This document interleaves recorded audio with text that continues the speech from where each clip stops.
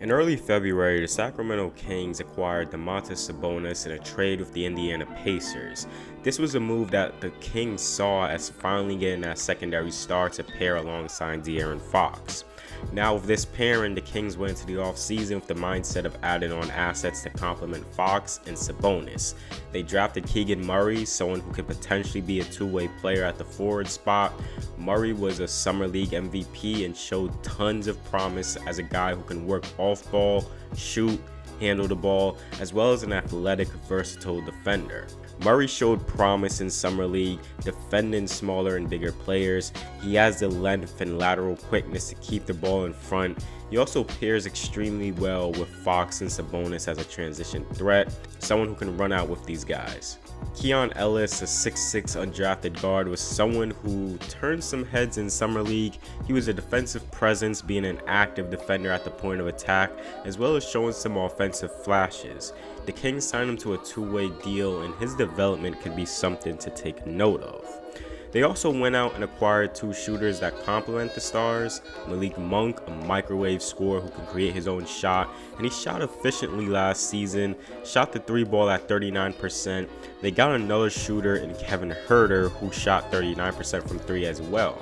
These are two guys where they come in, you can run actions for them, coming off screens, handoffs, and they are great playing off of high-level talent.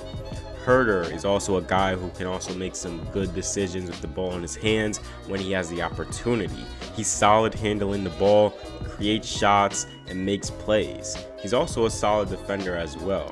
They brought in Mike Brown to be this team's head coach. Brown was an assistant coach for the Warriors since 2016. He had influence over the Warriors' defense. One thing to note from Brown and the Warriors were one of the best teams in the league, just adjusting defensively to their matchup. They ran different types of defensive schemes, got very creative with the coverages, and they tweaked lineups from time to time to where they feel would be best against certain matchups. We see how this Warriors team can switch everything or utilize drop coverage, throw out a box and one, mix zone, closing gaps in the lane, making it tough to get inside and score. You see tons of early help from the nail, early help from the corners, filling the box, arms wide out, and making an effort to pressure drives inside. There is an emphasis on protecting the rim and then rotating out to shooters. Watching this Warriors defense, these guys hustle hard and are active on rotations, getting out there and contesting shots, not being lazy. Hell, even the work a guy like Steph Curry does hedging ball screens, getting his hand out there to pressure the ball handler, and then coming right back to his man. This could be a benefit for this Kings team having Brown at the helm. The Warriors excelled in rotating and help defense. The effort, fight, and consistency, just taking pride in defense, is the type of stuff I want to see out of a guy like De'Aaron Fox and Sabonis. Now, I don't expect the Kings to come out and be a great defensive team, but just some defensive structure and principles is something the Kings desperately need. Sabonis is mostly a drop coverage defender in the pick and roll. He isn't perfect, but then you are going to need to help defenders to complement him in Murray and Harrison Barnes. Davion Mitchell is a guy who really takes pride defending at the point of attack, pressuring, fighting over screens. He should pop even more in a Mike Brown defensive system. Now, the Warriors and Kings are two different teams in terms of experience and defensive personnel, but just having a coach who knows a winning defensive system, can switch up defensive schemes, get creative, and instill defensive principles to a young team, get them to play defense with pride, can be a start in this Kings team to show some growth in that area. He has personnel in Murray, Barnes, Huerter, Metu, Mitchell, Dellavedova to get some consistency on that end. The Kings last season ranked 27th in the league in defensive rating. They were a poor rebounding team too, ranking 26th in the league in rebounds, averaging 43 a game.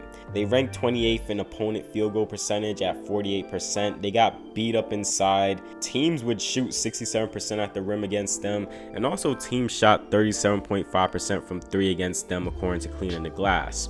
So defending at the rim and three-pointers is something they're going to really need to improve on. Their rebounding was lackluster, and that's something the team as a whole has to improve on. Domantas Sabonis is one of the best rebounders in the NBA, averaged 12.1 last season. It should be noted he only played 15 games with the Kings, so a full season of Sabonis should see the team's rebounding numbers jump. Offensively is where I'm excited to see this team. Last season, the Kings had an offensive rating that ranked 25th in the league. They ranked 26th in the league shooting the three ball at 34% and 65.7% shooting at the rim, which ranked 12th in the league. The Kings added on more shooters, so their three-point shooting should take a jump as well as their rim scoring. Right off the bat, this Kings team has the potential to be the best transition run and gun team in the league. Last season, the Kings ranked 8th in the league in pace. They have athletic guys and guys who can push the pace in transition. Having a guy like De'Aaron Fox, who is a blur in transition and can get to the rim and score off a rebound, as well as a big man in Sabonis who can grab boards, handle the ball, and make plays, finding the open guys should make their offense fun. The shooters they have in Barnes, Murray, Monk, Herter can fill the lanes in transition. And if teams don't set up in transition, the Kings can make you pay scoring at the rim or from three. In the half court, the pick and roll can be this team's bread and butter. You have a great screener in Sabonis who knows how to set screens, slip, roll, and just make contact on screens to free up the guards. He's a big, strong body who is a tremendous screener who gets in the right spots for passes and can play make, can find guys in the short roll or bang inside. Given that he is a rim threat, a great finisher inside, he will make the lives of Davion Mitchell and De'Aaron Fox easier in pick and roll scenarios. Davion Mitchell is a guy who last season found a groove on offense, being able to get inside and make plays, handle the ball in ball screen scenarios, creating his own shot. Looking at Davion to get more reps and improve even more as a creator, and that should be the case in a backup role with guys like Richaun Holmes, Kent Bazemore, Malik Monk with him. Sabonis is the ideal 5-out center who can play out of delay actions, quick, free-flowing offense, can also operate him in the low and high posts, station him up top for a handoff. You can play him in different ways. You can even implement some Warriors offense with post splits, getting some off-ball movement, freeing a guy like Kevin Herter or Malik Monk off of screens.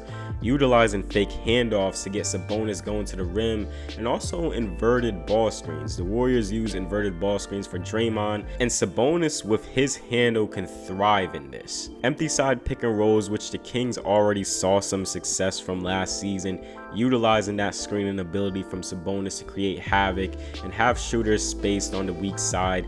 Fox has shown comfortability already in the games he's been with Sabonis, so just improving more of their connection and the two-man game will be something to monitor. There's so many ways you could play Sabonis, and you can essentially build your half-court offense through him. Playing one-on-one against Sabonis is tough, so teams are more likely going to send doubles, and Sabonis can make you pay finding open guys. The Kings are a young team with 2 stars they believe in. I still feel like there is more improvement needed from Sabonis and Fox, mostly on the three-point shooting, and this team can find another third option or even develop that third option. They brought in a mix of guys of shooting, defensive personnel to complement the team. They show the potential to possibly challenge for the playoffs. That'll wrap it up for this video. If you enjoyed the video, please do give it a like and also comment your thoughts on this Kings team. Are they a playoff threat? Let me know in the comment section below. With all that being said, I'll see you all in the next video.